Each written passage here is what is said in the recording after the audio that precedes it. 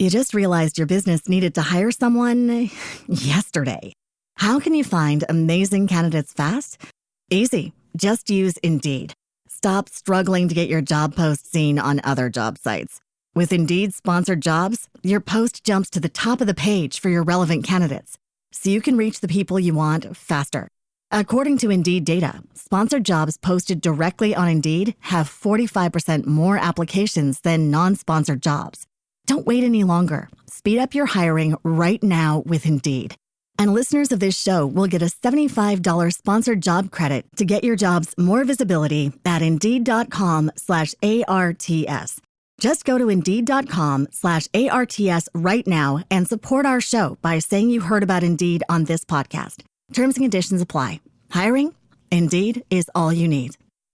You just realized your business needed to hire someone yesterday. How can you find amazing candidates fast?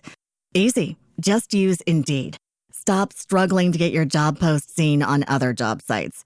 With Indeed sponsored jobs, your post jumps to the top of the page for your relevant candidates, so you can reach the people you want faster. According to Indeed data, sponsored jobs posted directly on Indeed have 45% more applications than non-sponsored jobs. Don't wait any longer. Speed up your hiring right now with Indeed.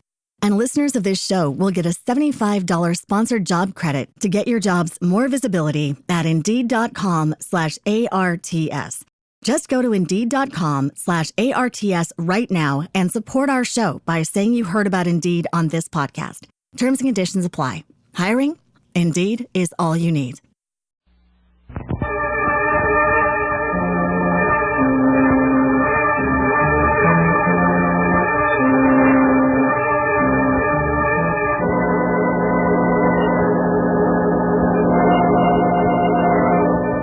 The Magic Detective, starring the world's greatest living magician, Blackstone.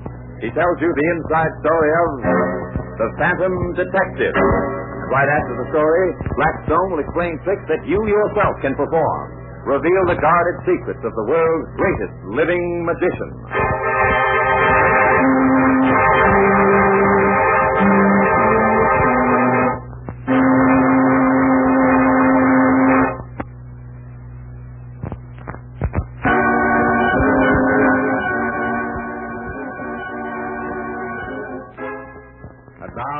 Stand by for Blackstone, the Magic Detective.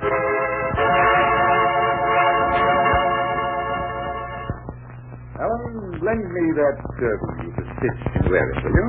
Well, if you promise not to ruin it for me. Not so sure I trust you with my hat. Last time I let you play tricks with it, you got everything but the kitchen sink out of it. Well, I promise I won't hurt your precious hat. Not that it wouldn't please me if you wrecked it.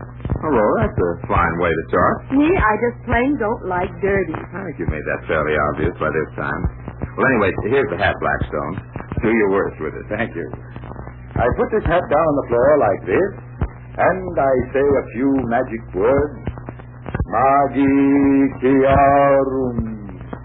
Magiciarum. Then I wave my hands back and forth over the hat like this, and presto!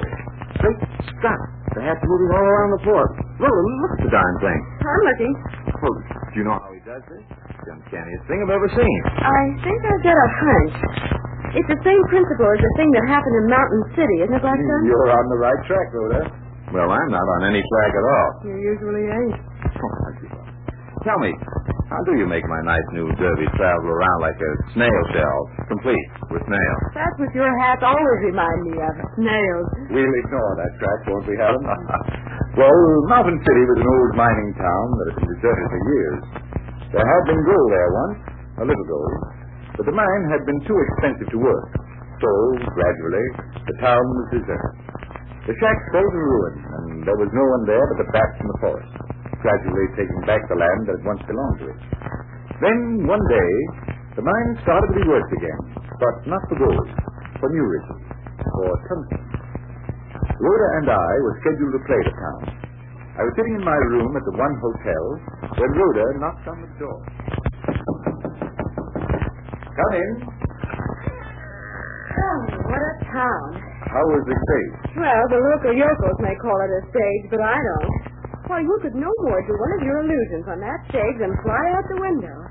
Me for the big cities after this. And you've got to remember, Rhoda, that just a few months ago, this was an honest-to-peace ghost town. Nobody lived here. Well, for all of me, nobody lives here now.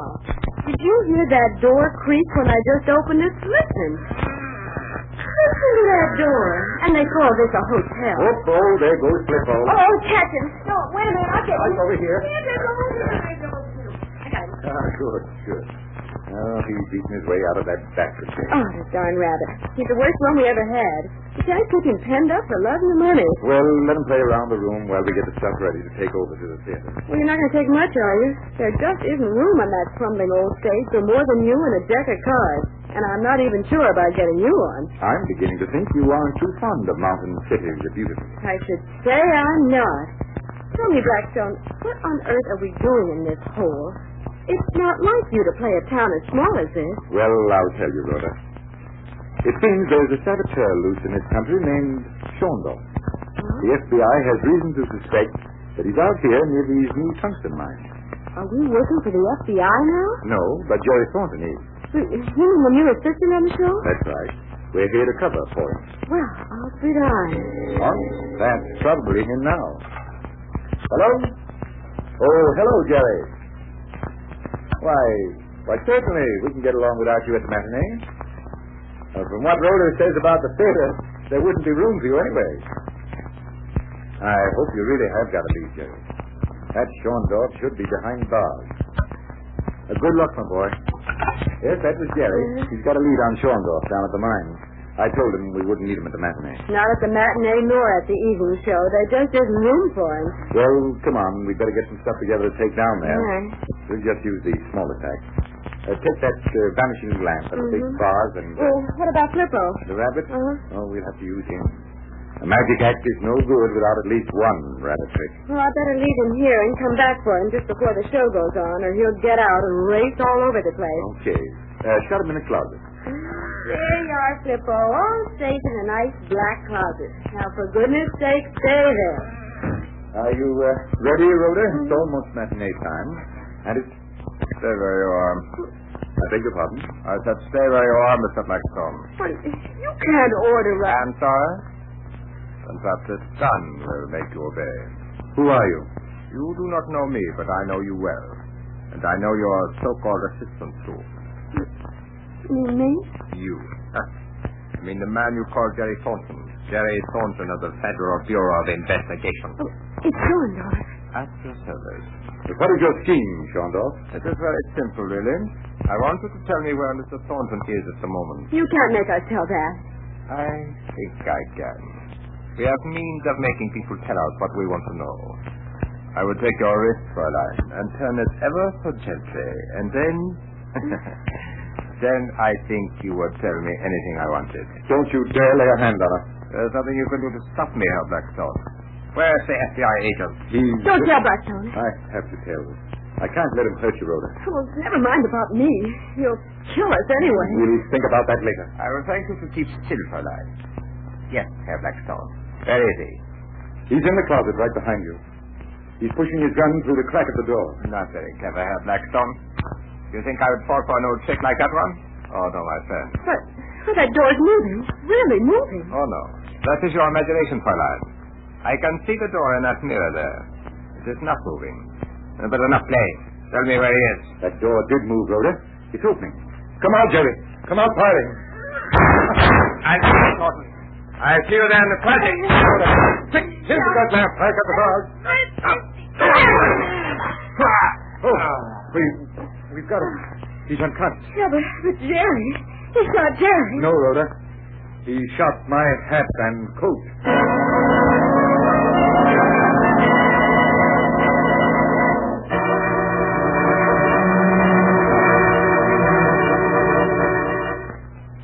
Say, tell me, Blackstone, how did you get the door to open just when you wanted it to? Have you forgotten Flippo and his happy tendency? You know, to break out of anything he's penned up in. You mean Flippo opened the door with his itty-bitty nose? Alan wants to play. I'm afraid, yes, he does. Well, anyway, Shondorf shot at my hat and coat that were hanging in the closet. He never thought to look at the floor where there was a small white rabbit. Now I'm beginning to understand how you made my hat scamper across the floor. Was Flippo under it, trying to nose his way out of there, too? That's right. One thing I don't get. Well, what's that? How did you get the rabbit into my hat without my seeing you do it? That's the magician's secret, Alan. Oh, another one of those things you won't tell us, huh? That's right. But here's a trick I can tell you. First, I want an ordinary glass. Here's one. And next, a coin. Will a nickel do? It will do. Then here you are. Anything else, Blackstone? Yes, a dollar bill, which I shall personally supply. Glad you're supplying it. Now, watch our problem unfold. We're watching. First, I lay the dollar bill on the table. Now, let's have the glass. That's right here. Next, we set the glass on the dollar bill near one end of the bill. Yeah, that's right. Now, take the nickel, Alan, and balance it on the rim of the glass. Oh, that's not very easy. Well, try it carefully, Alan. And if you miss, begin again. I got it. But say, the slightest shake would jar that nickel off the glass rim. I'll say it would. Well, that makes the trick all the more wonderful. I'm going to take the dollar bill from under the glass without having the coin fall. Oh, you can't. Why, the moment you try to pick up the But glass... I'm not going to touch the glass, Rhoda. Huh? That's another condition of the trick. You mean you can't touch the glass? No, I can't touch the glass. What about the coin? I can't touch the coin either. Say, this is impossible. The most impossible thing imaginable. Well, stretch your imagination further, Rhoda, and see if you can figure it out. And if I can't? If you can, I'll be back in a few minutes to show you exactly how it can be.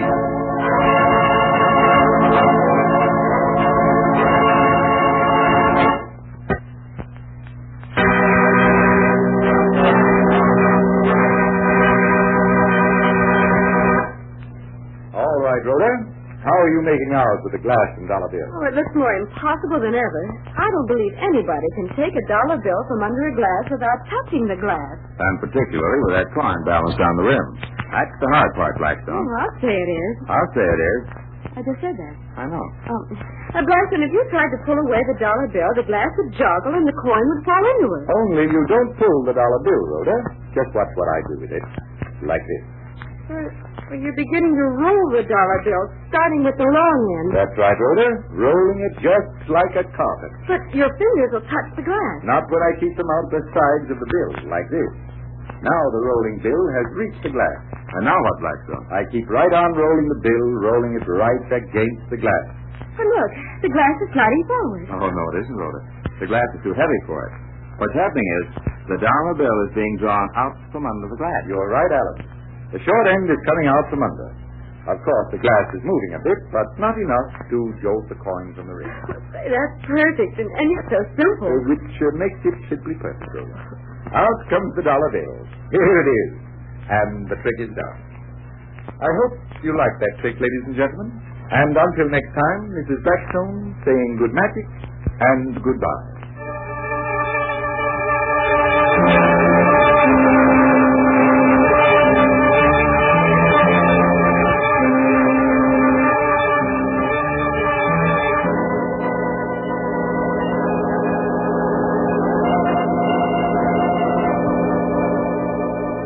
Be with us next time when the world's greatest living magician, Blackstone, tells the story of the riddle of the 7 zombies and explains more tricks that you yourself can perform. Listen in again to Blackstone, the world's greatest living magician.